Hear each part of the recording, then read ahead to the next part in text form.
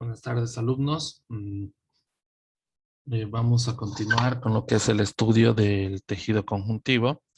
Pero obviamente primero vamos a tratar de conceptualizarlo.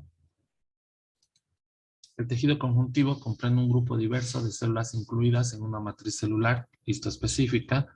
Los tejidos conjuntivos son los responsables de establecer o del establecimiento y el mantenimiento de la configuración corporal, ¿no? En general, el tejido conjuntivo está compuesto por células y una matriz celular que contiene fibras, sustancia fundamental y líquido ístico. Forma un compartimento vasto y continuo por todo el cuerpo que está separado por las láminas basales de los diversos epitelios y por las láminas externas de las células musculares y de las células del sostén del sistema nervioso periférico. Si bien podemos establecer una clasificación de los tejidos conjuntivos, los diferentes tipos de tejido conjuntivo tienen una variedad de funciones, ¿no?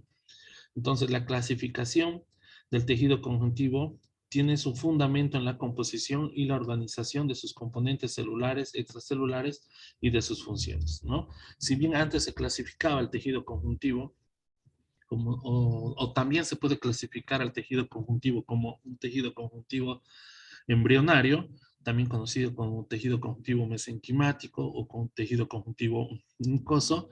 En el adulto generalmente lo vamos a clasificar como tejido conjuntivo laxo y tejido conjuntivo denso.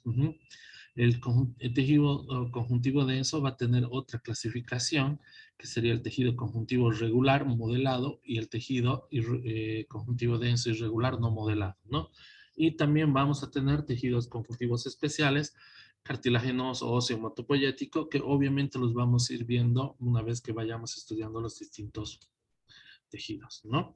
Esta es una microfotografía, por ejemplo, este es un lobulillo hepático, que está rodeado por un tejido conjuntivo laxo, que se caracteriza porque tiene muchas células puestas de manera desordenada, y un tejido conjuntivo, ya vemos en las esquinas superiores de la microfotografía, laxo no modelado, ¿no? Porque son más fibras y es poco celular.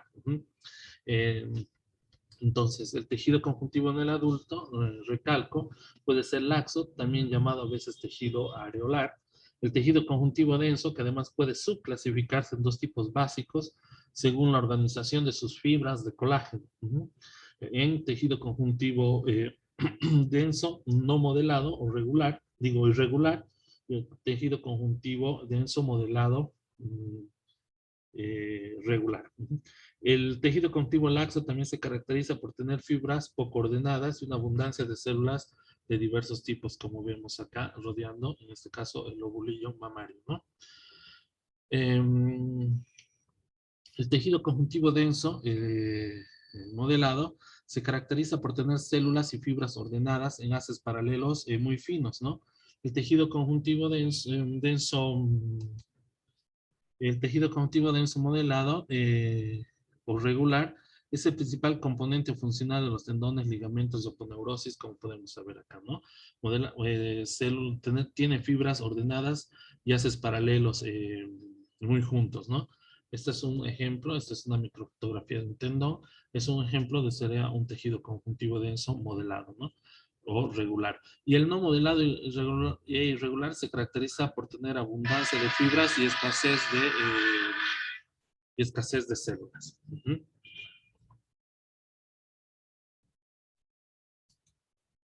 Bueno, una vez más, el tejido conjuntivo denso, en su clasificación regular e irregular. Denso, irregular, grandes cantidades de fibras de colágeno, enlaces entre tejidos, lo vamos a encontrar sobre todo en las cápsulas que rodean los órganos y en la dermis, ¿no? Y un tejido conjuntivo denso regular, como habíamos puesto en el ejemplo, o modelado, también llamado, por células y fibras ordenadas en haces paralelos muy juntos, componentes de distintos fibras de tracción, ¿no? Como los tendones y los ligamentos.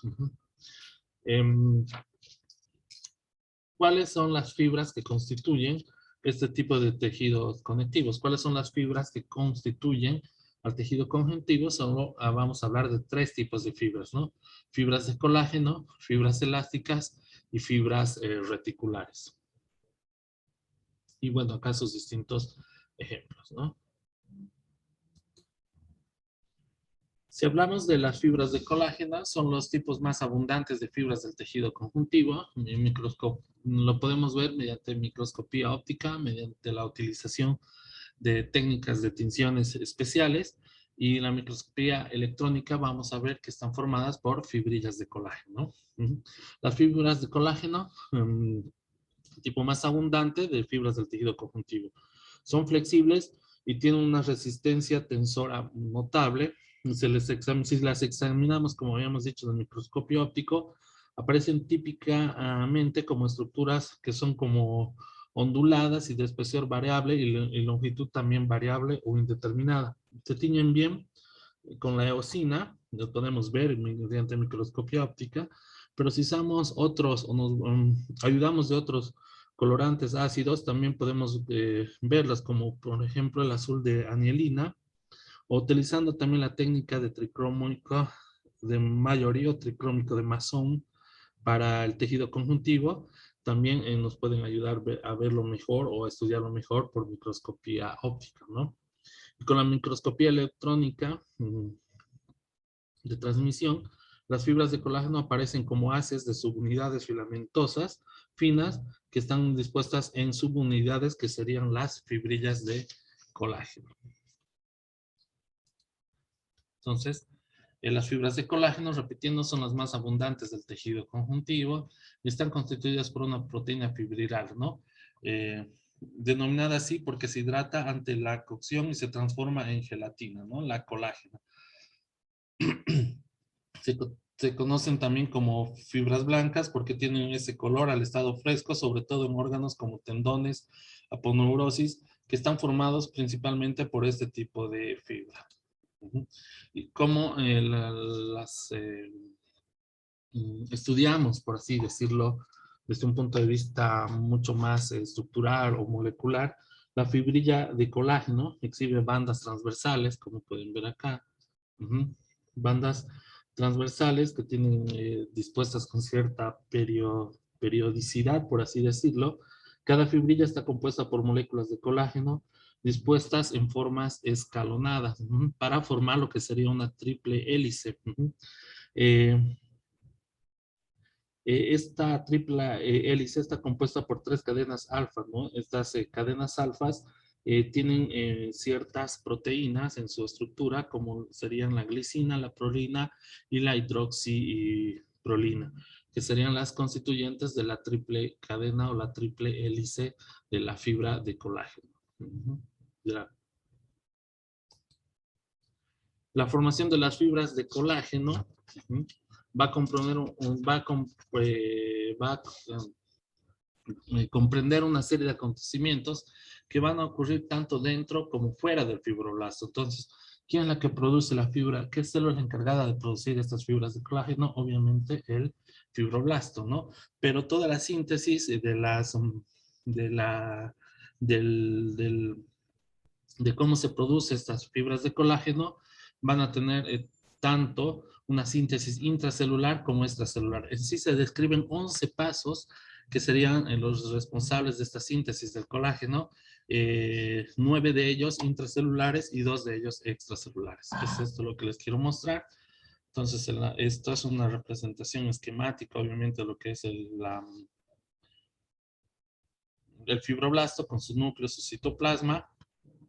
Entonces, en lo que sería la síntesis intracelular, empezamos con la captación de aminoácidos, formación de RNA mensajero, síntesis de cadenas alfa con péptidos, hidroxilación de residuos de prolina y lisina, mediante la síntesis también de vitamina A, C necesaria, la separación de la secuencia y señal, todo esto en el retículo endoplásmico rugoso, localización de residuos de hidroxilio específicos para en el retículo endoplásmico rugoso, formación de moléculas de procolágeno de hélices triple, donde se forman estas moléculas de procolágeno en el retículo endoplásmico rugoso, y el paso a vesículas de transporte, embalaje del procolágeno, donde en el aparato de Golgi, como habíamos visto al estudiar estos organulos.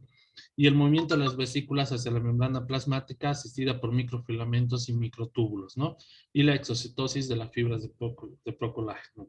Y los acontecimientos extracelulares, que es la separación de los extremos no helicoidales en registro del procolágeno para formar ya la molécula de colágeno, y la polimerización de la molécula de colágeno para formar la fibrilla de colágeno, ¿no? Entonces, todos son estos los pasos en la síntesis de las moléculas de colágeno, ¿no? Para estudiar las fibras reticulares proveen un armazón de sostén para los constituyentes celulares de los diversos tipos de tejidos y órganos. Las fibras de colágeno se visualizan con tensiones especiales, microscopía óptica, que son tensiones de plata, y mediante microscopía electrónica podemos ver que son escasas microfibrillas muy delgadas, con la misma estructura periódica que el colágeno. En su mayor parte están compuestas también por colágeno del tipo 3 y una menor cantidad por colágeno de tipo 1, cubiertas por proteoglucanos, ¿no? Entonces, las fibras reticulares, de las fibras reticulares y las fibras de colágeno de tipo 1 comparten una característica prominente. Ambas están formadas, ¿por qué? Por fibrillas de colágeno. Sin embargo, a diferencia de las fibras de colágeno, las fibras reticulares están compuestas más por colágeno de tipo 3. Las fibrillas individuales que constituyen la fibra reticular exhiben un patrón también de bandas transversales con cierta periodicidad, como habíamos visto, ¿no? Al estudiar las fibrillas de colágeno. En los preparados de rutina, que estarían teñidos con metoxilina y eosina, no es posible identificar bien las fibras reticulares. Sin embargo, cuando se las ve bajo un microscopio óptico con técnicas especiales, como las que vamos a mencionar, sobre todo con tinciones de plata, sí podemos apreciar el aspecto filiforme, como podemos ver acá, de las fibrillas de colágeno. Digo, de las fibras reticulares, ¿no? Ese es el ejemplo de las fibras reticulares. Por ejemplo, acá las vamos a ver en una tinción argéntica de un ganglio linfático, ¿no? Vamos a ver los constituyentes o las fibras reticulares del ganglio linfático, así como esas estructuras, por así decirlo, fibrosas o filamentosas.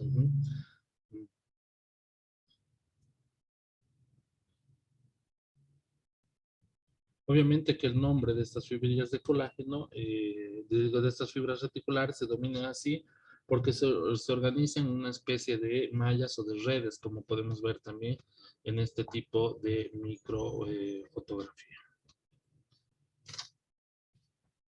Para hablar de las fibras elásticas, entonces las fibras elásticas permiten que los tejidos respondan al estiramiento y a la distensión, ¿no?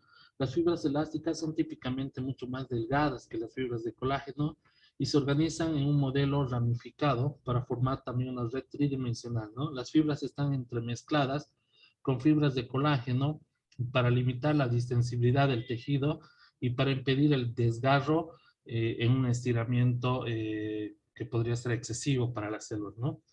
La propiedad elástica de la molécula de elastina es la consecuencia de su esqueleto polipéptico o singular, de ese esqueleto polipéptico singular de las fibras de las fibras elásticas, ¿no? Entonces, las fibras elásticas son producidas por las mismas células que producen las fibras de colágenos y las fibras reticulares, ¿no? En particular los fibroblastos y las células musculares lisas. Sin embargo, en contraste con las fibras de colágenos, las fibras elásticas están formadas por dos componentes estructurales, un núcleo central de elastina y una red circundante de microfibrillas de fibrilina. Ese sería, digamos, el esqueleto de lo que sería una fibra, fibra elástica, ¿no? La elastina es una proteína que, como el colágeno, tiene una abundancia en prolina y de glicina, pero que a diferencia del colágeno tiene poca hidroxiprolina. Habíamos visto la formación de la molécula de colágeno, que tiene prolina, glicina y hidroxiprolina. En esta, una característica de las fibras elásticas es que tiene poca no tiene o posee poca cantidad de hidroxiprolina, ¿no? Eh, Esta es una microfotografía del mesenterio, el tejido mesentérico, y en el microscopio ahí se puede ver el espesor de las fibras elásticas, ¿no? Así como también fibrilares o produciendo lo que también son estas mallas, ¿no? Acá podemos ver en E fibras de colágeno y en C lo que serían las fibras elásticas mucho más gruesas que le dan esas características para aguantar la distensibilidad o la elasticidad de algunos tejidos, ¿no? Entonces, habíamos dicho que la elastina es un componente del esqueleto, por así decirlo, polipéptico de la fibra elástica. Es una proteína que tiene abundancia en prolina y glicina, ¿no? Y no así en hidroxiprolina, ¿no? La distribución aleatoria de las glicinas torna hidrófoba a la molécula de elastina y su enrollamiento y hace que ésta se enrolle al azar sus fibras, ¿no? Esto permite que las fibras elásticas se deslicen una sobre otra y se estiren luego y retornen luego a su estado original. La elastina también contiene, hay que decirlo, desmosina e isodesmosina, dos aminoácidos grandes y exclusivos de esta proteína que se encargan de formar los enlaces covalentes que unen las moléculas de elastina entre sí, ¿no? Entonces, la molécula de elastina es la proteína parte del esqueleto polipéptico. Esta elastina está compuesta por dos aminoácidos que son desmosina y la isodesmosina, que son exclusivos de esta proteína de la elastina, y que se encargan de formar los enlaces covalentes que unen las moléculas de elastina entre sí, ¿no? Bueno, ahora para hablar un poquito de la matriz celular, entonces la matriz extracelular es una red también estructural compleja e intrincada que rodea y sostiene las células del tejido conjuntivo, ¿no? Como se mencionó antes, la matriz extracelular contiene una variedad de fibras, como las fibras de colágeno y fibras elásticas, que están compuestas por dos tipos diferentes de proteínas estructurales. Además, esta matriz contiene varios proteoglucanos, glucoproteínas multiadhesivas y los glucosaminoglicanos, ¿no? La matriz extracelular no solo provee sostén mecánico y estructural al tejido, sino que también influye sobre la comunicación extracelular, ¿no? Entonces, la sustancia fundamental es la parte de la matriz extracelular que ocupa el espacio que hay entre las células y las fibras. Está compuesta por, uno, glucosaminoglicanos, proteoglucanos y glucoproteínas multiadhesivas, ¿no? Los glucosaminoglicanos, por así decirlo, son la causa de las propiedades físicas de la sustancia fundamental, ¿no? Estos glucosaminoglicanos son heteropolisacáridos más abundantes de la sustancia fundamental. Estas moléculas son polisacáridos de cadenas largas compuestas por unidades de disacáridos que se van repitiendo, ¿no? O sea, son la causa de las propiedades físicas de la sustancia fundamental, ¿no? Los protoglucanos, los protoglucanos están compuestos por están compuestos también por glucosaminoglicanos unidos en una forma covalente a proteínas centrales, ¿no? El tejido conjuntivo, en la mayor parte son glucosaminoglicanos y están unidos a proteínas centrales para formar lo que serían los protoglucanos, ¿no? Y las glucoproteínas multiadhesivas desempeñan un papel importante en la estabilización de la matriz extracelular y su vinculación con las superficies, sobre todo celulares, ¿no? Con la participación de muchas glucoproteínas, obviamente multiadhesivas, las mejores conocidas o estudiadas son la fibronectina, que es la glucoproteína más abundante del tejido conjuntivo, o sea, la fibronectina, la proteína más abundante del tejido conjuntivo, la laminina, que está presente en las láminas basales, en las láminas externas, la tenascina, que aparece durante la sobre todo durante los periodos de la embriogénesis, pero cuya síntesis se inactiva ya en los tejidos maduros, ¿no? O la osteopontina, que está presente en la matriz extracelular del tejido óseo. Esas serían, digamos, algunas de estas glucoproteínas multiadhesivas. La más conocida, la fibronectina, la laminina, la tenasina y la osteopontina.